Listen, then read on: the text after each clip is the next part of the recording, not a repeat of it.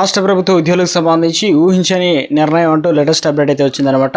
So ఆ వివరాలు ఏంటనేది ఈ వీడియోలో తెలుసుకునే ప్రయత్నం అయితే చేద్దామండి. వీడియోని చివరి వరకు చూడండి, అర్థమవుతుంది. మరోసారి ఛానల్ వస్తే తప్పకుండా సబ్స్క్రైబ్ చేసుకోండి. చూస్తున్నారు కానీ లైక్ చేయడం మర్చిపోతున్నారండి, వెంటనే లైక్ చేయండి. వివరాలకి అయితే వెళ్ళిపోదామండి. సీఎం రేవంత్ రెడ్డి గత పాలకులు రెవెన్యూ సిబ్బందిని దొంగల్లా చూశారని సీఎం రేవంత్ రెడ్డి సంచలన ఆరోపణలు చేశారు.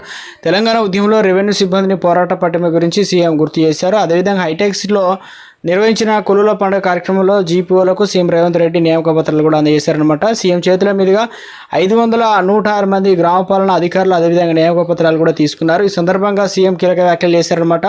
ఉద్యోగుల సమస్యలను కేసీఆర్ ఏనాడు కూడా పట్టించుకోలేదని చెప్పేసి ఆగ్రహం వ్యక్తం చేశారనమాట. తెలంగాణలో భూమి చుట్టే ప్రజలు పోరాటాలు జరిగాయని చెప్పేసి సీఎం రేవంత్ రెడ్డి చెప్పారు. అలాగే కాంగ్రెస్ హయాంలోనూ పోడు భూముల పంపిణీ జరిగిందని, గత పాలకులు భూములను కొల్లగొట్టేందుకు ధరణి తెచ్చారని, వారి పాపాలను బయటకు వస్తాయని చెప్పేసి వీఆర్ఏలను తొలగించారన్నమాట. ధరణి భూతాన్ని అంతం చేస్తామని ఎన్నికల్లో హామీ ఇచ్చి మాట ఇచ్చినట్టుగా ధరణి బంగాళాఖాతంలో కలిపామని, భూభారతి చట్టం అమలుకు సంబంధించి గ్రామపాలన అధికారులు కీలకమని చెప్పేసి సీఎం రేవంత్ రెడ్డి అయితే తెలియడం జరిగిందనమాట.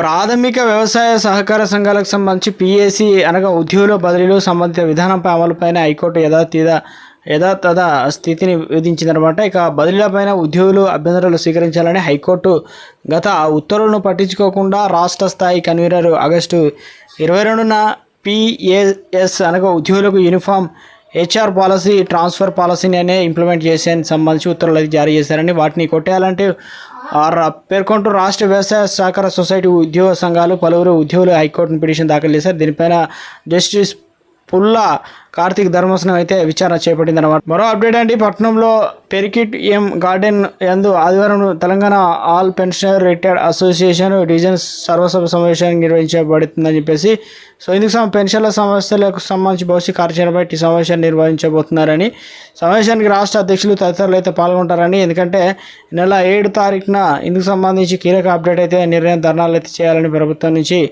ఒక అప్డేట్ అయితే మరి ఒత్తిడి తెచ్చి వాటిని సాధించుకునే దిశగా